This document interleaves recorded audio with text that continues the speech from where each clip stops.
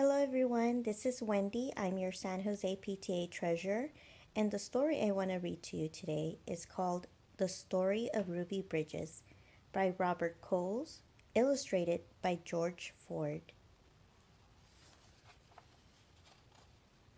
Ruby Bridges was born in a small cabin near Tylerton, Mississippi. We were very poor, very poor, Ruby said. My daddy worked picking crops. We just barely got by. There were times when we didn't have much to eat. The people who owned the land were bringing in machines to pick the crops. So my daddy lost his job, and that's when we had to move. I remember us leaving. I was 4, I think.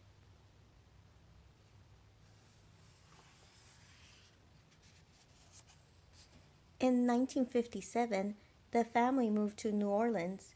Ruby's father became a janitor. Her mother took care of the children during the day. After they were tucked in bed, Ruby's mother went to work scrubbing floors in a bank. Every Sunday, the family went to church. We wanted our children to be near God's Spirit, Ruby's mother said. We wanted them to start feeling close to Him from the very start.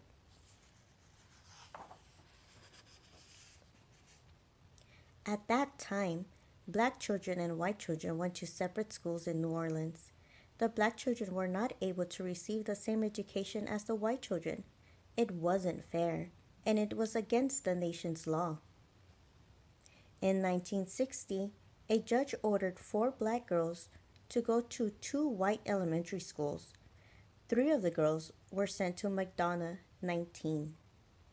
6-year-old Ruby Bridges was sent to first grade in the William Frantz Elementary School.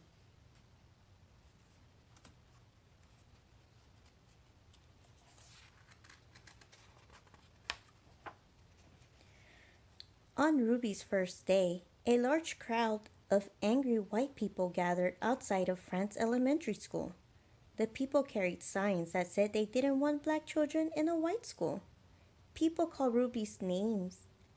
Some wanted to hurt her.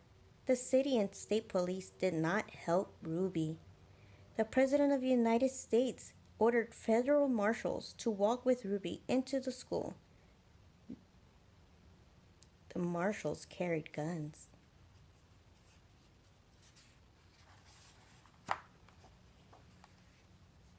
The white people in the neighborhood would not send their children to school. When Ruby got inside the building, she was all alone except for her teacher, Mrs. Henry. There were no other children to keep Ruby company, to play with and learn with, to eat lunch with. But every day, Ruby went into the classroom with a big smile on her face, ready to get down to the business of learning. She was polite and she worked well at her desk, Mrs. Henry said. She enjoyed her time there. She didn't seem nervous or anxious or irritable or scared. She seemed as normal and relaxed as any child I've ever taught. So Ruby began learning how to read and write in an empty classroom, an empty building.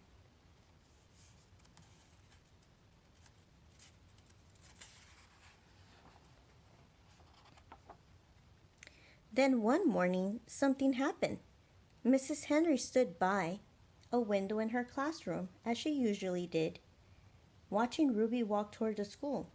Suddenly, Ruby stopped, right in front of the mob of howling and screaming people. She stood there facing all those men and women. She seemed to be talking to them.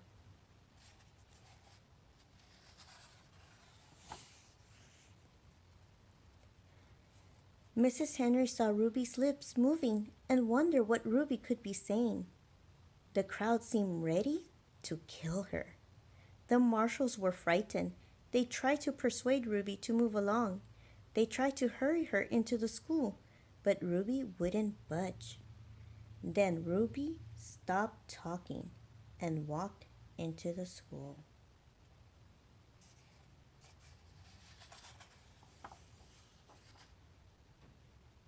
When she went into the classroom, Mrs. Henry asked her what happened. Mrs. Henry told Ruby that she'd been watching and that she was surprised when Ruby stopped and talked with the people in the mob. Ruby became irritated.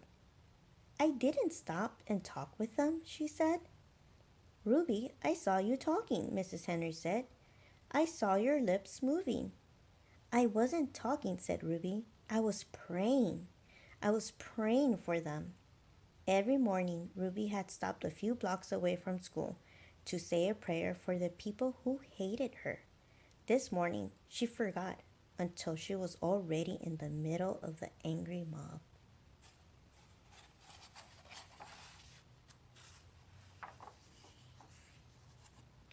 When school was over for the day, Ruby hurried through the mob as usual.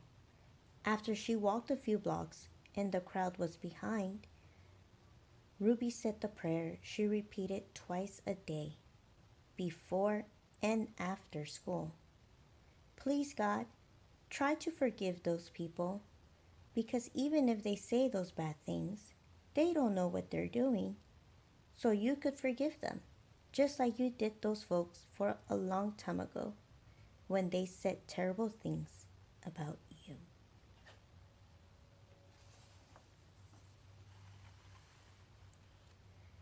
As the first black child to attend an all-white elementary school, Ruby Bridges shows us all how brave and how forgiving a 6-year-old child can be.